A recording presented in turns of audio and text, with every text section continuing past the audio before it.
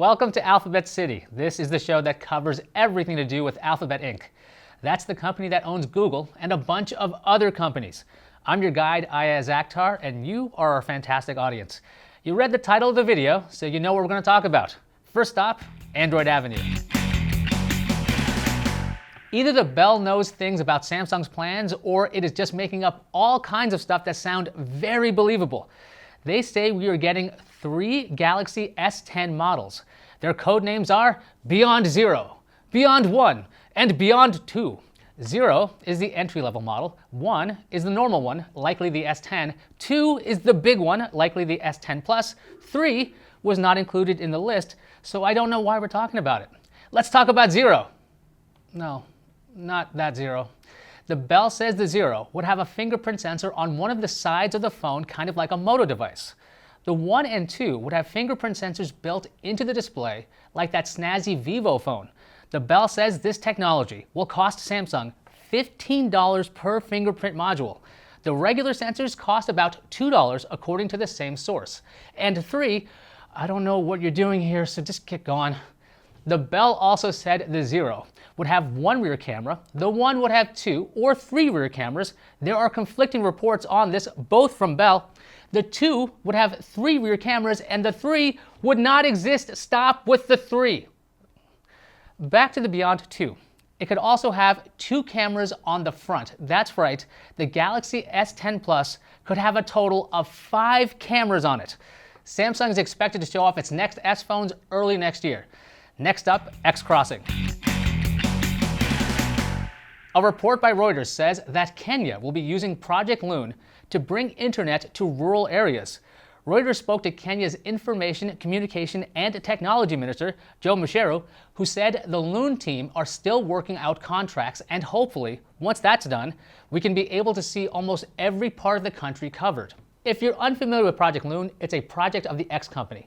X is owned by Alphabet, and it's a research and development unit. Project Loon aims to bring internet coverage by using a network of balloons. Now, why balloons? X says a cell tower's coverage area is limited by the height of its antennas. By lifting these antennas up into the stratosphere, we can deliver connectivity over a much larger area. We contacted X, and the company did confirm to us that it spoke to regional officials. A Project Loon spokesperson said, quote, "We are always in discussions with governments and telcos around the world about Project Loon, but we have no details to share at this time," end quote. Let's head on over to Play Plaza. This is the part of the show where we take a look at apps. This time, we're talking about the YouTube app. Google updated the YouTube app for Android, and it now includes an incognito mode. To access it, click your avatar on the top right of the app. Then you'll see an option to turn on incognito. The first time you do this, you'll see a little dialog window saying you've gone incognito. To turn off incognito, click the little glasses and hat guy on the top right. Then you can turn off incognito. How many times did I say incognito, not counting that last one? No, it was 5. If you don't see the feature in your app, head on over to the Play Store and update your YouTube app to get the new mode. There's also a Netflix update for Android. With the latest app, Netflix is introducing Smart Downloads. That will delete shows you've watched offline and automatically download the next episode for you. The feature should be available this week. You know where we're heading, Comment Cove.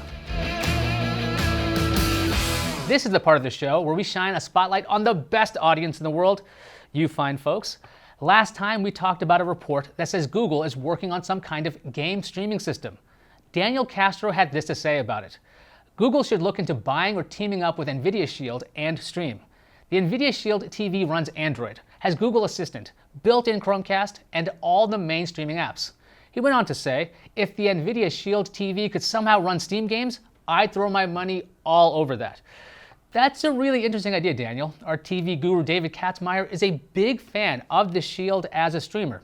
One of the downsides has been the price. If it was also a Steam box, maybe that could make the price easier to swallow. On the news that more Chromebooks are getting support for Linux apps, friend of the show Luke Taylor said, the future integration of Linux and Chrome OS, when it finally hits the stable channel, is likely to be a game changer for a lot of people. In other news relating to Chrome OS, Adobe's Project Rush is meant to be a fully cross-platform video editor that they've even worked with Google to ensure it works great on Chromebooks. I had not heard of Project Rush until your comment, Luke. Chromebooks get mocked sometimes for not being able to run seriously heavy apps like a video editor. Very curious to see how this ends up. We also talked about the new Google Maps and its For You section. That's where Google offers you suggestions for places to go. Arjun Mangal said, "I got strip club suggestions on my map." Okay. If you've enjoyed your stay in Alphabet City, remember to like and subscribe. We have new episodes on Tuesdays. Thanks for your comments. I'm Ayaz Akhtar, and I'll see you online. You may have heard about Google giving access to third-party apps that allow your emails to be read. Don't freak out too much. Head on over to account.google.com/permissions. There, you will see which third-party apps have access to your account and how much access. Get rid of anything you don't recognize. Worst case scenario, you can re-enable permissions later. Okay,